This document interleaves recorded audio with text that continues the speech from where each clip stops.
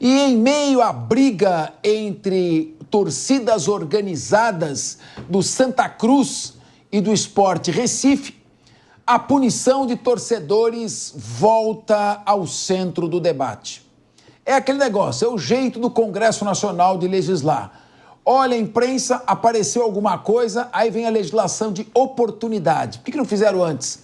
A Comissão de Constituição e Justiça pode, agora que saiu a briga lá em Pernambuco, votar o projeto de lei que prevê a prisão de torcedor violento por até 4 anos.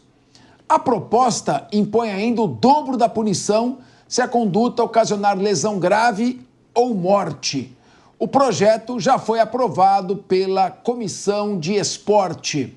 Meu querido Felipe Monteiro, é o crime de rixa qualificado, que se a pena for para 4 anos, não tem prisão, né? A gente sabe que até 4 anos é regime aberto, para começo de conversa. E pode ir um dobro de pena, 8 anos, no caso de resultar morte. Mas se resultar morte, tem homicídio qualificado, que é de 12 a 30 anos. O que você acha dessa questão da violência de maneira geral, violência no mundo, violência no futebol, violência na guerra e também aproveitando para o Congresso Nacional fazer essa legislação esquizofrênica. Ele vai legislando de acordo com o que vai aparecendo e anarquiza completamente o sistema penal.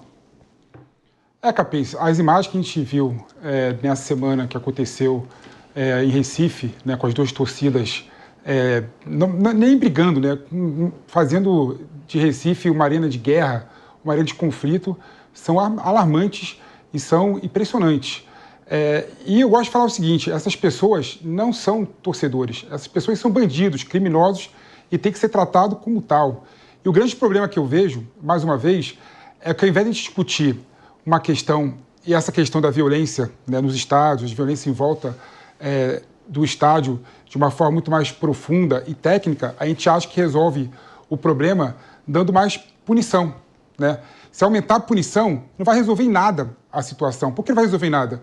Sabia, Capês, que várias pessoas que estavam cometendo esse crime, né, esse conflito, essa briga entre torcidas em Recife, 1 ano atrás, também fizeram um conflito com o ônibus do Fortaleza em Recife? Verdade. Ou seja, se tivesse punido aquela pessoa há 1 ano atrás, ele não estaria fazendo esse tipo de crime. Então não adianta você pensar em aumentar a pena, pensar em ter outro tipo penal, se você não pune essas pessoas. E mais do que isso, nós temos que pensar também na possibilidade de ter tecnologias para enfrentar esses bandidos. Por exemplo, biometria, câmeras muito mais sofisticadas e tecnológicas que podem identificar quem são aquelas pessoas. Com toda certeza, esse tipo de expediente iria impedir e evitar essas pessoas de fazerem isso. E outro problema também, Capês, para terminar, até porque você é um tema que você é bom, né, Capês? Você foi promotor que foi contra as torcidas organizadas há um tempo atrás, tem sistema que está simultâneas, né? Torcida organizada agora só do mandante. Esse é outro absurdo, né? O problema não é a briga de torcedores no estádio de futebol. Isso penaliza toda a população que gosta de futebol, população que vive de futebol, o comércio local, o comércio estruturado na região. Tudo é prejudicado por conta de ou fechar os portões para a torcida ou ter torcida única. E as pessoas enfrentam a violência fora do estádio. Então, nada adianta fazer esse tipo de coisa. Então, eu sou a favor de discutir essa questão de uma forma muito mais direta e muito mais técnica, usando a tecnologia, usando a biometria, para evitar esse tipo de conflito. Zagarino, você também é advogado. Como você vê essa questão, a fala do PP e essa questão da violência das torcidas que brigam na rua e agora vão fazer um projeto de lei? Pode ser que funcione, pode ser que não. Qual a sua opinião? A minha opinião é que eu admiro, respeito muito o trabalho do Ministério Público, mas eu confesso para você, se estou em casa, eu sinto falta do Fernando Capês na época que eu cresci vendo programas televisivos e ele descendo o pau, quebrando tudo com esses criminosos. Porque chamar isso de torcida é uma vergonha.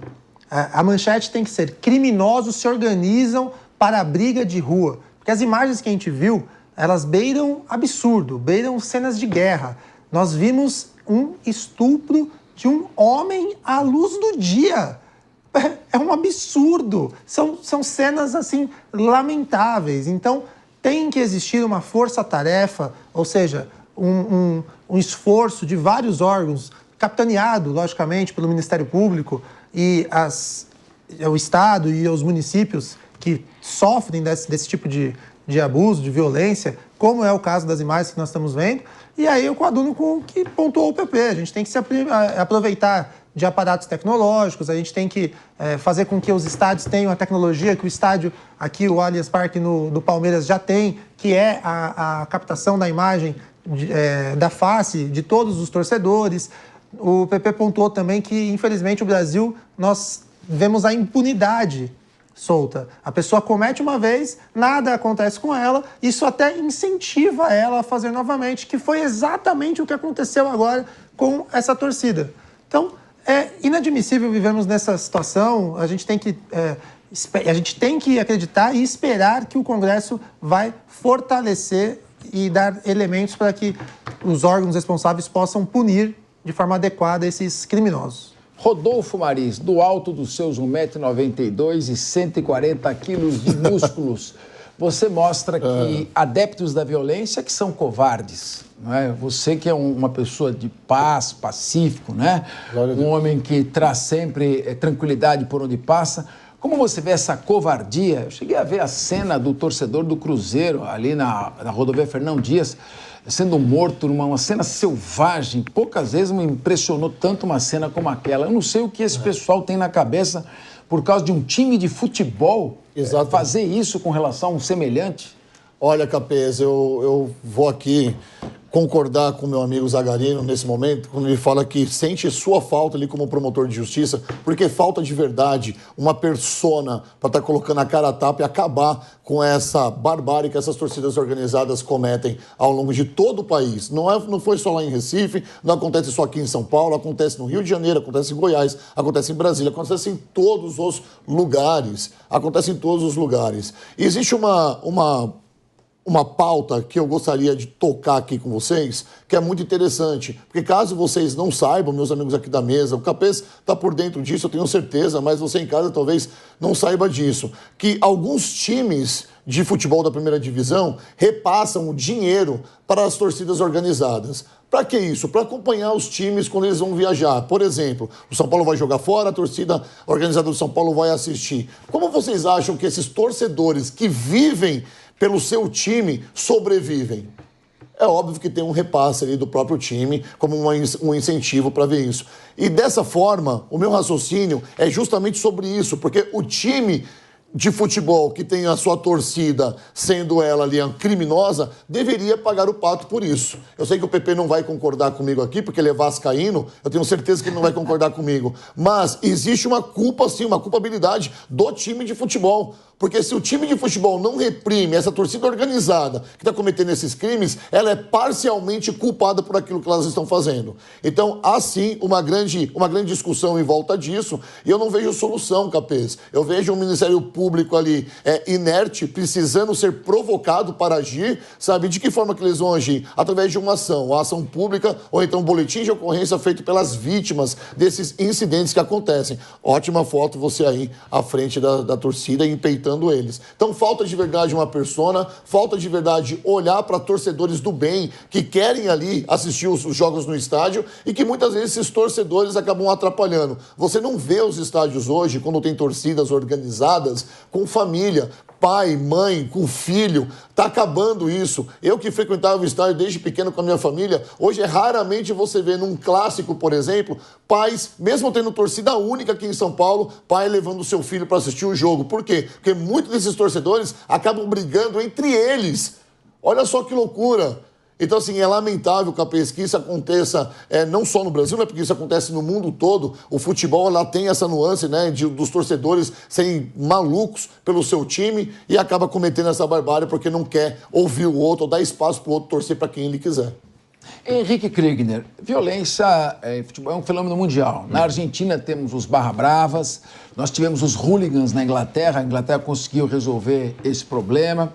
Se você tem, às vezes, eventos que já aconteceram no Morumbi lotado, eventos de shows, no Autódromo de Interlagos, Fórmula 1, eventos ecumênicos ou religiosos, você não vê violência. Mesmo jogos de vôlei, basquete, você não vê esse tipo de violência que existe dentro do futebol. Como é que você vê essa questão cultural que tem de... Isso mistura um pouquinho com o problema social, violência dos jovens e tudo. Como é que você faz uma análise geral dessa questão? Olha, Capês, eu diria que essa é a maior evidência de que o problema não está no ajuntamento. O problema não está em você trazer pessoas de diferentes locais para o mesmo propósito, como acontece nos jogos. O que acontece como foi bem colocado aqui, tanto pelo Zagarino quanto pelo Rodolfo, isso é um problema de pessoas que vão intencionalmente para lá. Eles não estão indo para suportar o seu time, não estão indo para fazer nada a não ser brigar e cometer os crimes. Então, eles não são verdadeiros torcedores, eles são criminosos. E por serem criminosos, a possibilidade, Capês, deles já estarem respondendo algum tipo de processo é muito grande, como foi o ponto que o PP trouxe aqui. Esses que cometeram esses últimos casos aí absurdos que a gente viu as imagens, está vendo as imagens aí agora, já haviam cometido também um ano atrás. E por conta da impunidade, aquela boa, que é boa não, né? Má e velha impunidade que a gente conhece muito bem no Brasil, eles estão livres e não foram punidos e, portanto, continuam cometendo seus crimes. Uma solução que a gente precisa destacar aqui é a questão da tecnologia, a tecnologia que pode nos ajudar nesse sentido. Então, no Allianz Parque, por exemplo, o Palmeiras foi o primeiro time aí do mundo a adotar essa tecnologia, que você tem o reconhecimento facial integrado com o sistema também da polícia. Se alguém que é procurado por algum crime, já foi condenado, está foragido da polícia, tenta entrar ali dentro do estádio ou mesmo está ao redor, essa pessoa é identificada. Desde que esse sistema foi implementado pelo Palmeiras, lá em 2024, já foram presos 28 criminosos que estavam fugindo e que estavam tentando curtir um jogo ou mesmo cometer algum crime dentro do estádio. Então, é uma tecnologia que não é tão difícil. Hoje, qualquer prédio, basicamente, tem um reconhecimento facial. É possível você fazer isso integrado com o sistema da polícia, como a Prefeitura de São Paulo está fazendo através do Smart Sampa também. Muito bem.